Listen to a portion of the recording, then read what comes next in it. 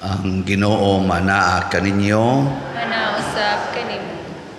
Pagbasa gikan sa Santos nga Ebanghelyo sumala ni Mateo. Himayaon ikaw, Ginoo.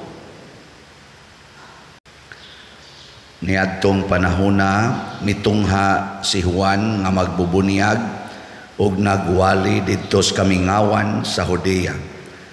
Siya miingon, hinulsuli ug biyain ninyo ang inyong mga sala kay hapit na maghari ang Dios. Si Juan mao ang gihisgutan ni propeta Isaías sa iyang pag-ingon, may nagsinggit didto sa kamingawan, andaman ninyo ang dalan alang sa Ginoo, hawani ninyo ang iyang agian. Ang sapot ni Juan hinimo gikan sa balhibo sa kamilyo, nagbakos siyag panit ug ang iyang kalanon dulon og dugos. Nangadto kaniya ang mga tawo gikan sa Jerusalem ug sa tibuok lalawigan sa Judea ug gikan sa kayutaan nga kasikbit sa suba sa Jordan. Gisugid nila ang ilang mga sala ug sila gibunyagan niya didto sa suba sa Jordan. Sa pagkakita ni Juan nga may daghang Pariseo ug Saduceo nga nanuol kaniya aron magpabunyag, miingon siya kanila, kamong mga bitin, kinsay nagsulti kaninyo nga makalikay kamo sa hapit na moabot nga kasuko sa Dios. Ipakita ninyo nga naghinulsol na kamo sa inyong mga sala, pinaagi sa inyong mga buhat. Ayaw kamo panghambog sa inyong pagkaanak ni Abraham. Sultihan ko kamo nga ang Dios makahimo pagkuha ni ining mga bato aron himuong mga kaliwat ni Abraham.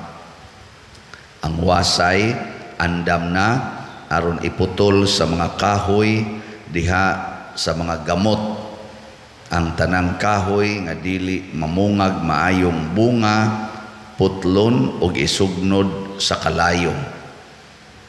Ako nagbunyag kaninyo pinaagi sa tubig aron pagpakita nga naghinulsol kamo sa inyong mga sala, apan ang muanhi sunod kanako magbunyag kaninyo pinaagi sa Espiritu Santo ug sa kalayo.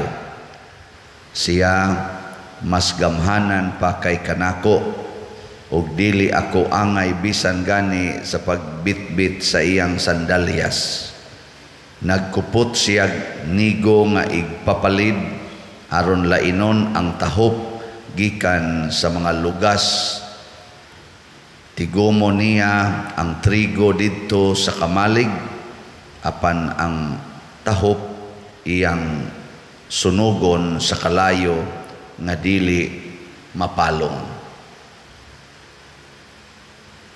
Ang Ebanghelyo sa Ginoo. Dayon ikaw, Kristo.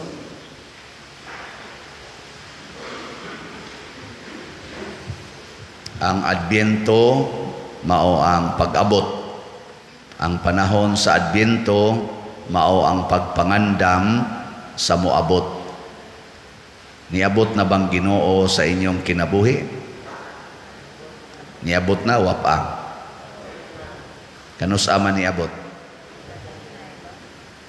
Dugay na? Ya. Wapa ninyo hinginli. Ay usahay ra ba kaning natay bisita, mag-expecta nga usara ka gabi unya. Ug dugay na kayo magsigig standby sa ato, moingon din ta. Mura naman ni buisita, di naman ni bisita. Ang Ginoo lahi siya, basta moabot siya sa atong kinabuhi, gusto siya hangtod ta matapos kuyog kita niya. Di siya gusto nga inigabot niya ato ra sad siyang hinginlan dayon. Muna niingon diri ang atong kaning pagbasa atong Ebanghelyo nga andama gyud ang dalan, hawani gyud kay haron makapabilin siya. Nya unsa may atong hawanon matud pa ni Juan nga magbubunyag, biyai ang inyong mga sala. Kanang inigabot sa Ginoo tong kinabuhi, ang una ginyang buhaton iya gyung pabiyaan ang atong sala. Kinsa man ninyo dinhi ang wa nagyoy sala, ta sa kamot. Wa pa mo maabot ti Ginoo. Kinsa man dinhi ang dunay sala, ta sa kamot. Sige, taas lagi. Mahadlok mo. Kanang wa mo pataas, impirnohono na. Kaya ang una gid natong sala, kana yung pagsupak-supak. Kana bang dili ka mo sugot og sugo? No na. Mao man ay una yung sala sa yawa. Sige, tagaan ta mo second chance. Kinsa dinhi ang duna pay sala, ta sa kamot. Sige. Kinsa dinhi ang wa gyoy sala, ta sa kamot. Katong uban nga wa mo pataas, unsa man day inyo? Moingon mo, Pader, all of the above. Usahay makasa, usahay sa duway sa. Dili na mo'y pasabot. Sad antang tanan. Nguna, ang problema di ay kamao batang mo hinulsol o dili ba? Kaya naman ko tayo kinaiya nga atong dipinsahan ang atong sala. Nga na bang maingon ta? Kinsa bagoy di kasaoy. Hasta ng pari good. Sadaan man na. Kinsa magoy waysa. Ang sabot ra man ang Ginoo. Moingon gani ka ana, mura na kuno kag kahoy nga dili mamunga, putlon ka og isugnod sa kalayo. Kay kana man kung sala, kung sa tanom pa na, mura na siya og kanang uod ba ang sala. Iyang kanon, ang kadton tang putot nga bunga unta, kanon na niya. Munang di ka pamunga, iapil pagid niya kaon ang dahon, usahay pagani hastang lawas sa tanom, kanon pa. Kanang sala, mura nag-ud, kaon na nato. So kamong na ay mga sala, apil sa tingali ko ana, gikaon na kasod, way bunga. Nawa na kanang sala sa katapulan. Na din ay bunga. Kanang tapulan ba? Di manglaba, di maglungag, di manglimpyo. Wa gyud ayo. Matapos na lang adlaw. Wa gyud. Way nahimo. Di ba? Imong suguon mobalibad, imong pugson masoko. Mao na mga sadan. Sige no. Lingi imong tupad. Ing na kay bunga.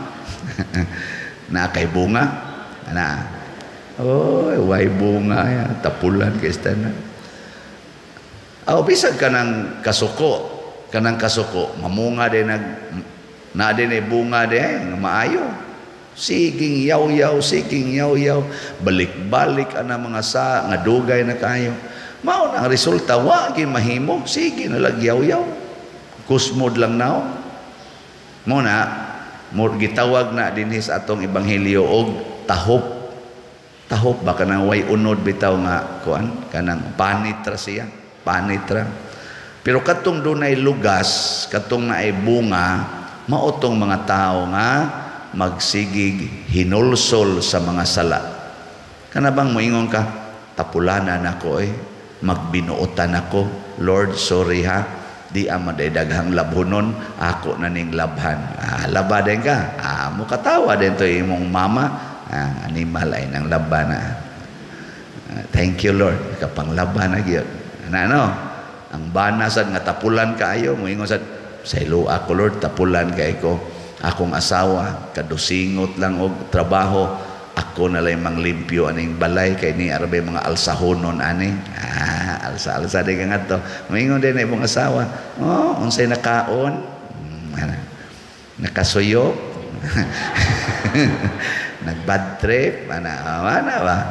Naibunga. Muna siya. Diri sa atong unang pagbasa, niingon ang kaliwat ni David katong naputol nga gingharian na ay musubol nga usa ka hari nga mamunga og maayo. Unsa may bunga niya? Hustisya og kalinaw. Dili na kuno mag-away ang mga tao. Nga naman, gikuha naman ang sala. Gitangtang man ang sala. Di na gyud mag-away. Kay kanimang sala mo'y makapahimo na itong mag-away god. Lingi ako na imong tupad. Ingna siya ba? Mangaway ka na po. Na imo kong awayon. Niya mulingo gani. Di uy. Maayo kay liwat ikas Ginoo. Wa na'y away kuno. Hasta gani kuno kanang mga kanang yung natural gid nga mag-away ba? Ang leon ug ang baka, ang kubra nga bitin, mupaak man gid na. Pero ang bata kuno magduwa-duwa na lang kuno ana. Sunang ana. Nga naman, di naman mag-away. Ang katong mga tao nga mga buangon, mabuutan naman. Basta musod ang Ginoo sa atong kasing-kasing. No na importante kayo, pero ang una lagi kuha agin ang sala. Muna di ka pwede musimba, dili ka pwede magpabunyag, di kasud ang Espiritu Santo basta dili unahog kuha ang sala. Nya kanang pagkuha sa sala ato ng desisyon, pero ang mulimpyo ana ang sakramento. Kana bang mo desisyon ka nga magmubiya. Din ako magsigig date sa akong uyab. Kay magtinukhangay ragid may inig-date nako. Din ajud ko mo angkas anang iyang motor kay pataka lang nagparking adto sa Hagunoyan. Ana. O di basol na ka. Nya unsa may sunod nimong buhaton? Moadto ko pare. Ana. Ang pare na sad mo'y musakay. Ang pare na sad mo'y imong paminaon. Unsa man imong adtos pare? Mangumpisal. Pero gauna ang imong desisyon, di na ko aning salaa. Muna gitawag og paghinulsol. Nya human duol dayon sa sakramento sa pagkumpisal. Din ako magpuyo-puyo kay dako gining sala. Magpakasal nami. Di duol dayon ka ngadto sa simbahan, sakramento. Pero maguna ang desisyon, hunongon ko na ning salaa. Muhunong na ko ani akong pagkadao. Di na ko magdinaw sa akong kwarta. Unsa may sunod nimong buhaton? Mopalit kag slat. Ana, no? Sa una di jud ko mopalit. Karon ako na ning ipalit. Mao na siya gitawag og pakigulis Ginoo. Di mo bunga na ka. Kamu no iskutan gini slat maigking dayon bisa giduka ba? Lahat na sad. Nya guilty ra gyapon kay di gyud mo palit. Palit sad mo Kala dako na ra batag halin. Gahapon niabot na ang atong halin as of yesterday og 13,864 ka slots. Pakpak. 15,000 ang atong target aron maka doon na natay kapasidad nga mosugod anang atong proyekto. Sa takasiguro murag busy man kay ning Disyembre, ang ato lang buhaton magsige lang gitag palit. Amo pamanggi lakaw ang mga permit ana basig Enero na gid ta mag groundbreaking diha sa atong himuong kumbento. So sige lang gitag palit aning buwan sa Disyembre.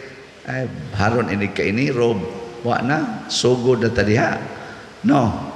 Kuha naman lang 1,200 mga 1,200 naman lay kuwang para mahimong 15,000. Siharog di ni nato mahurot karong karon ganin si manaha murag mo 15 na ni sunod semana siguro.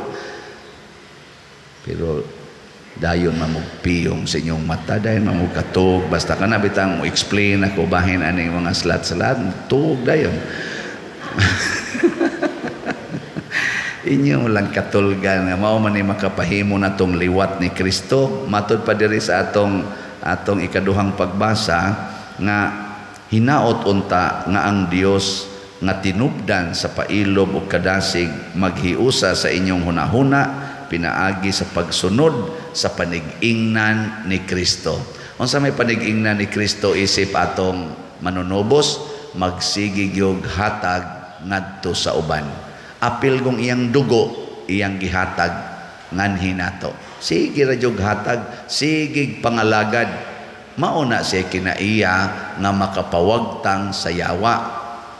Mauna diri sa atong tubag sa Salmo, miingon ta, ang katarong mulambo sa iyang panahon ug ang hingpit nga kalinaw hangtod sa kahangturan. Basta maliwat ang Kristo, malinawon imong balay, malinawon imong kasing-kasing, malinawon imong hunahuna, malinawon ang atong katilingban, malinawon.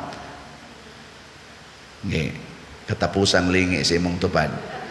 Pangutan ay na kumusta inyong balay, malinawon? Gano. Pangutan inaway magsigig yaw-yaw ngadto, way magsigig pangasaba, way magsigig pamadlong. Kana mga yawan una nang sigig yaw-yaw, sig pamadlong, sigig kasuko, kana mga yawan una.